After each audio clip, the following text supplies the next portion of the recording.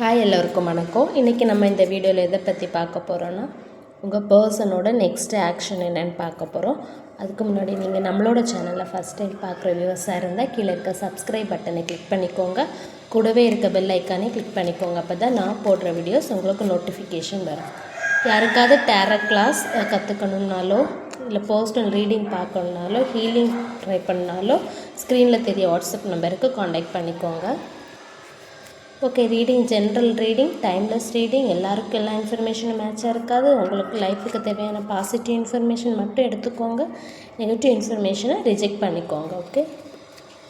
Okay, video பார்க்குறவங்க இப்போ பையனாக இருந்தால் நீங்கள் இதை ஆப்போசிட் ஜெண்டரில் அசியூம் பண்ணி எடுத்துக்கோங்க. ஓகே, யூனிவர்ஸ் கூட கனெக்ட் ஆகிக்கோங்க. ரீடிங்குள்ளே போகலாம். Okay,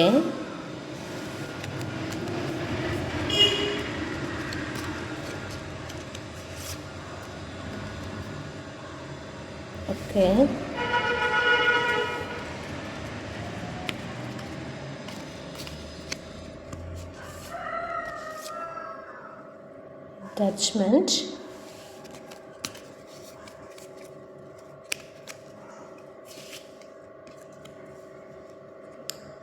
the tower,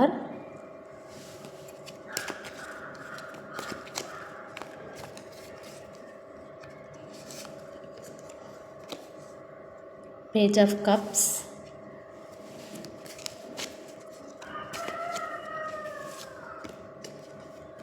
page of pentacles,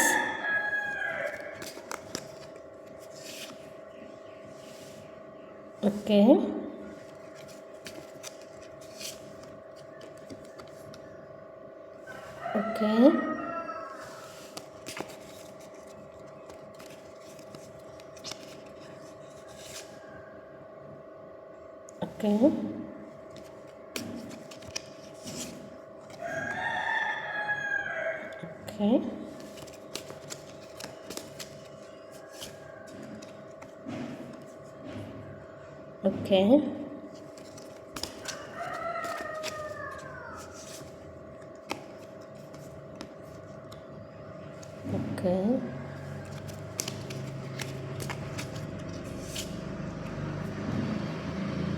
page of swords,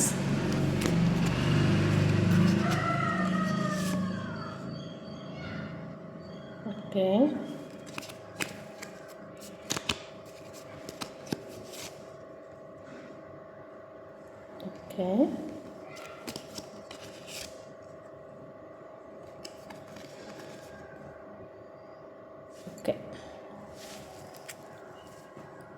your person next action என்னென்னு பார்க்க போகிறோம். இந்த ரிலேஷன்ஷிப் ஒரு ட்வின் ஃப்ளேம் ரிலேஷன்ஷிப் மாதிரி தெரியுது. ஒரு heart to heart connection, soul to soul connection relation இருக்கலாம். இந்த ரிலேஷன்ஷிப்பில் நீங்கள் நிறைய struggles up and down face பண்ணியிருக்கலாம். பட் ப்ராப்ளம் கொஞ்சம் சால்வ் ஆனாலும் 2 பேருமே ஆக்ஷன் எடுக்க நினைக்கல. பட் 2 பேருக்குமே லவ் இருக்குது, பியோர் லவ் இருக்குது. பட் உங்களுக்கு எந்த ஒரு ஆக்ஷன் எடுக்க முடியாத ஒரு சிச்சுவேஷன் க்ரியேட் ஆகியிருக்கலாம். நீங்கள் கர்மா ஃபேஸ் பண்ணிட்டு இருக்கீங்கன்னு சொல்லலாம். தெரிஞ்சோ தெரியாமலோ நீங்கள் யாரையாவது ஹர்ட் பண்ணியிருக்கலாம். அதான் இந்த ஜென்மத்தில் அனுபவிக்கிறீங்கன்னு கூட சொல்லலாம். ஆன்மாக்கு எப்போவுமே அழிவு கிடையாது. ஓகே, நம்ம முந்தின ஜென்மத்தில் ஏதாவது பாவம் செஞ்சுருந்தால் தான் அதோட நம்ம இப்போ கர்மா ஃபேஸ் பண்ணிகிட்டு இருப்போம். ஓகே, ஸோ இந்த பர்சன் நமக்கு இந்த பர்சன் ரிலேஷன்ஷிப்லேருந்து ஒரு செப்பரேஷன் ஆகி ஒரு 8 மந்த் இருக்கலாம், 8 வீக்ஸ் இருக்கலாம், 8 டேஸ் கூட இருக்கலாம். இந்த ரிலேஷன்ஷிப்பில் தேர்ட் பார்ட்டி சிச்சுவேஷன் ஷுவராக இருக்குது, கண்டிப்பாக இருக்குது.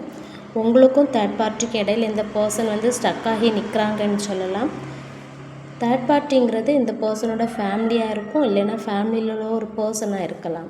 ஓகே, இந்த பர்சனுக்கும் உங்கள் மேலே லவ் ஃபீலிங்ஸ் எல்லாமே உண்டு. பட் இந்த பர்சனுக்கு தெரியும் உங்களை மாதிரி ஒரு பர்சன் இவரோட லைஃப்பில் இருக்கிறது ஒரு பிளெஸ்ஸிங்னு. பட் இந்த பர்சன் ஓவர் திங்க் பண்ணி இந்த ரிலேஷன்ஷிப்லேருந்து ஒரு செப்பரேஷன் ஆகியிருக்கலாம். இந்த பர்சன் வந்து தேர்ட் பார்ட்டிக்கும் உங்களுக்கும் இடையில் வந்து ஒரு எமோஷ்னலாக ஸ்டக் ஆகியிருக்காருன்னு சொல்லலாம். இந்த பர்சன் வந்து மைண்டில் என்ன நினைக்கிறாங்கன்னா, உங்களை விட்டுட்டு போனாலும் நீங்கள் வந்து நீங்கள் வச்சுருக்கிறது ஒரு உண்மையான அன்பு. ஸோ நீங்கள் இந்த பர்சனை புரிஞ்சுக்குவீங்க, ஒரு ஸ்ட்ராங் அவர் நம்புகிறாரு. ஸோ அதனால தான் அவர் வந்து சிச்சுவேஷன் சரியில்லாத போது உங்களை விட்டுட்டு ஃபேமிலிக்கு இம்பார்ட்டன்ஸ் கொடுத்துருக்கலாம். திரும்ப வந்து சாரி கேட்டால் நீங்கள் அக்செப்ட் பண்ணிப்பீங்க அப்படின்னு இந்த பர்சனுக்கு நல்லாவே தெரியும். எப்போ வேணாலும் நீங்கள் அந்த பர்சனுக்காக அவைலபிளாக இருப்பீங்கன்னு அந்த பர்சனுக்கு நல்லாவே தெரியும். ஸோ அதனால் ஃபேமிலிக்கு இம்பார்ட்டன்ஸ் கொடுத்துருக்கலாம். நீங்கள் ஹர்ட் ஆவீங்க, ரொம்ப கஷ்டப்படுவீங்கன்னு சொல்லி இந்த பர்சன் வந்து அவர் மேலேயே அவர் பழியை போட்டுட்டு ஒரு ட்ராமா க்ரியேட் பண்ணிவிட்டு இந்த ரிலேஷன்ஷிப்லேருந்து செப்ரேஷன் ஆகியிருக்கலாம். ஃபேமிலி தான் இம்பார்ட்டண்ட், நம்ம தான் ஃபேமிலியை பார்த்துக்கணும் அப்படிங்கிற ஒரு ரெஸ்பான்சிபிலிட்டியோடு தான் இந்த பர்சன் வந்து ஃபேமிலிக்கு இம்பார்ட்டன்ஸ் கொடுத்தாரே தவிர உங்களை ஹர்ட் பண்ணணும், உங்களை சீட் பண்ணணும் அப்படின்னு அவர் நினைக்கவே இல்லை. ஓகே, அவர் இந்த ரிலேஷன்ஷிப்பில் வந்து அவரோட ஹாப்பினஸ்ஸை ஃபேமிலிக்காக சாக்ரிஃபைஸ் பண்ணிகிட்டு இருக்கார். இந்த ரிலேஷன்ஷிப்பில் வந்து 2 பேருமே நிறைய ட்ரீம்ஸ் பார்த்துருப்பீங்க. எதிர்பார்க்காத ஒரு டைமில் வந்து இந்த ரிலேஷன்ஷிப்பில் திடீர்னு ஒரு செப்ரேஷன் வந்திருக்கலாம். இந்த பர்சன் வந்து இப்போ ஒரு பவுண்ட்ரி செட் பண்ணிவிட்டு ஓவர் திங்க் பண்ணி ஒரு டிஸ்டன்ஸ் மெயின்டைன் பண்ணிகிட்டு இருக்கார் உங்கள் கூடன்னு சொல்லலாம்.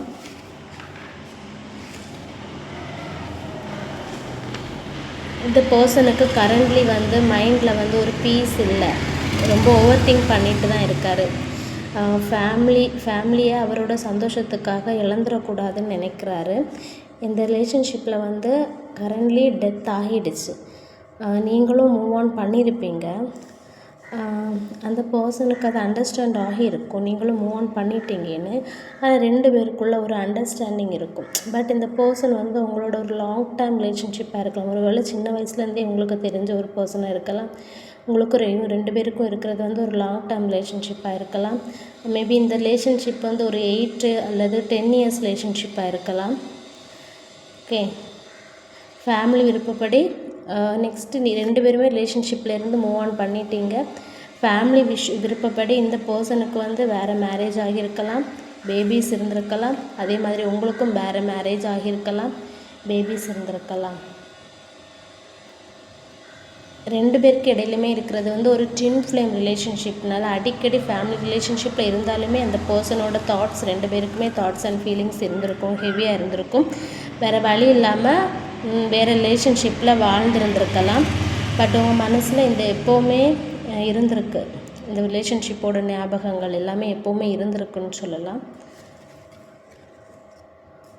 இந்த ரிலேஷன்ஷிப்பில் வந்து 2 பேருமே ட்ரூ பர்சன். ஸோ 2 பேருக்குமே யூனிவர்ஸோட பிளெஸ்ஸிங் ஷுவராக இருக்குது.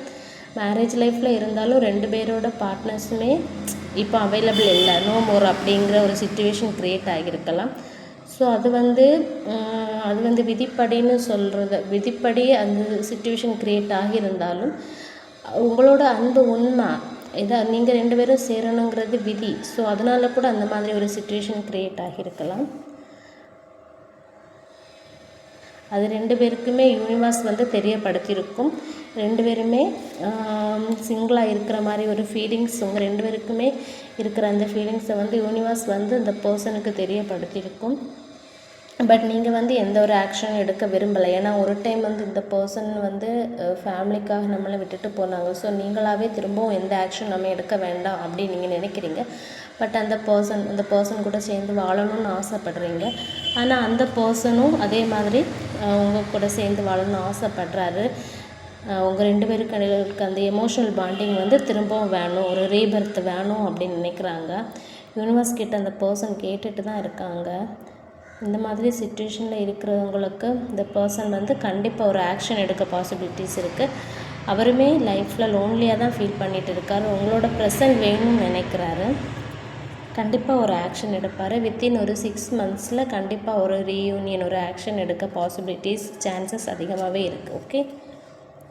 ஓகே, இனி இம்பார்ட்டன்ட் லெட்டர்ஸ் பார்க்கலாம். Important letters: C important, T important, H important, E important, T important, O important, W important. Okay, இனி இம்பார்ட்டன்ட் டேஸ் பார்க்கலாம். 1 important, 5 important, 9 important, 2 important, 6 important, 16 important, 30 important. இனி important month பார்க்கலாம். January, March, June, August. Important age பார்க்கலாம். 13, 21, 31,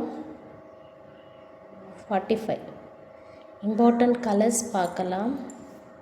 white and orange. Okay, important divine number பார்க்கலாம். Angel number பார்க்கலாம். Angel number வந்து 222 யாரெல்லாம் பார்க்குறீங்களோ ஷுவராக இந்த வீடியோ உங்களுக்கு ரெசனேட் ஆகிறதுக்கு சான்சஸ் இருக்குது. ஓகே, ஒரு இன்ஃபர்மேஷன். நிறைய பேருக்கு வந்து நம்ம ப்ரேயர் பண்ணும்போது கடவுள்கிட்ட எப்படி கேட்கணும் அப்படிங்கிறது தெரியலை. நம்ம வந்து இந்த பிறவியில் மனுஷனாக பிறந்திருக்கோன்னா அது வந்து நம்ம கேட்டுட்டு வரல. நான் இந்த பிறவியில் மனுஷனாக தான் பிறக்கணும் கடவுளே அப்படின்னு நம்ம கேட்டுட்டு வரல. ஒரு மரமாக பிறந்தாலும் அந்த மரம் வந்து நான் மரமாக தான் பிறக்கணும்னு கேட்டுட்டு வரல. ஒரு கர்ம வினைக்கு ஏற்ப ஒரு பர்சனும் ஒவ்வொரு உயிராக இந்த உலகத்தில் நம்ம வந்திருக்கோம். அப்போது நம்ம வந்து ஒரு விஷயம் நம்ம கடவுள்கிட்ட கேட்குறோன்னா அது நடக்கலை. நம்ம கேட்டுகிட்டே தான் இருக்கோம். இப்போ நமக்கு பணம் வேணும், இல்லை எந்த பர்சன் கூட மேரேஜ் ஆகணும்னு நம்ம கேட்டுகிட்டே இருக்கோன்னா அந்த விஷயம் நமக்கு நடக்கலை. ஆனாலும் நம்ம கேட்டுகிட்டே இருக்கோம். அது நம்ம கேட்குற விஷயங்களில் வந்து நம்ம கேட்குற விஷயத்தில் தப்பு இருக்குது. எப்படின்னா, நமக்கு ஒன்று நடக்கலைன்னா அதில் கண்டிப்பாக ஒரு தடை இருக்குது. அப்போ அந்த தடைங்கிறது கடவுள் நமக்கு போடுறது கிடையாது. அந்த தடைங்கிறது நம்மளே க்ரியேட் பண்ணுறது. அதாவது கடவுள் வந்து எல்லாத்துக்கும் ஒரு யதார்த்தம் வச்சுருப்பார். அதாவது நம்மளை படைத்த கடவுள் வந்து நமக்கு தேவையான உணவுகளையும் இந்த உலகத்தில் படைச்சிருக்காரு. அதே மாதிரி நமக்கு தேவைப்படுற அந்த உணவுகள் உயிர் வாழ்கிறதுக்கும், இப்போ ஒரு பூச்சியை படைச்சிருக்காருன்னா அந்த பூச்சி உயிர் வாழ்கிறதுக்கும் அதுக்கு தேவையான உணவுகளையும் கடவுள் படைச்சிருக்கு. அப்படி எல்லா உயிருக்கும் தேவையான விஷயங்கள் எல்லாமே கடவுள் படைச்சிருக்கார். அது ஒரு இயற்கை நியதின்னு நம்ம சொல்லலாம். ஸோ அதே மாதிரி தான் நம்ம மனுஷனாக இருந்தால் நம்மளோட ஒவ்வொரு உறுப்புகள் எதுக்கு, நமக்கு வந்து எப்படி நம்ம சாப்பிடணும், அன்றாட நம்ம வேலைகள் எப்படி இருக்குது, எல்லாத்துக்குமே கடவுள் வந்து ஒரு ரூல்ஸ் வச்சுருப்பார். நம்ம அந்த ரூல்ஸை பிரேக் பண்ணும்போது தான் அது தெரிஞ்சோ தெரியாமலோ நம்ம ஏதாவது ஒரு விஷயத்தில் அதை பிரேக் பண்ணியிருப்போம். அதனால தான் அதோட பலனை நம்ம அனுபவிக்கிறோமே தவிர அதை உண்மையாக நம்ம உணர்ந்து வெளியே வர டைமில் வந்து கண்டிப்பாக நம்ம கேட்குற விஷயங்கள் நடக்கும். இப்போ ஒரு ரிலேஷன்ஷிப்பில் இருந்தால் கூட நம்ம வந்து இந்த பர்சன் விட்டுட்டு போயிட்டாங்க என்னால் அது வந்து நீங்களாக தான் க்ரியேட் பண்ணது. கடவுள் வந்து இப்படி உங்களை கஷ்டப்படுத்தணும்னு நினைக்கல. ஏன்னா அந்த பர்சனை முழுசாக நம்பினது உங்கள் தப்பு. அந்த பர்சன் தான் எல்லாமே நினைக்கிறது உங்கள் தப்பு. நீங்கள் ஒரு ரிலேஷன்ஷிப்பில் இருந்தாலுமே நீங்கள் வேறு ஆன்மா, அவர் வேறு ஆன்மா. அந்த ஆன்மாவை அந்த ஒரு இடத்துல வச்சுக்கோங்க. இல்லை மொத்தமே உலகமே அவர் தான் அப்படி நீங்கள் தான் ரொம்ப வலியை போய் உங்களோட இதை வந்து கெடுத்துக்கிறீங்க. அந்த ரூல்ஸை நீங்கள் பிரேக் பண்ணுறீங்க. ஸோ அதனால தான் நீங்கள் கஷ்டப்படுறீங்க. ஓகேவா? ஸோ நம்ம கடவுள்கிட்ட வந்து ஒரு விஷயம் கேட்கும்போது நம்ம வந்து அதை வந்து கடவுள்கிட்ட ஒரு ப்ரேயராக கேட்கக்கூடாது. இது தாங்க அதை தாங்கன்னு கேட்கக்கூடாது. கடவுளே, நான் இதில் கரெக்டான வழியில் போகணும், கரெக்டான வழியில் என்ன லைஃப் போகணும், அதுக்கான ஒரு ஞானத்தை தான் மட்டும்தான் நம்ம கடவுள்கிட்ட கேட்கணும். Okay, thank you.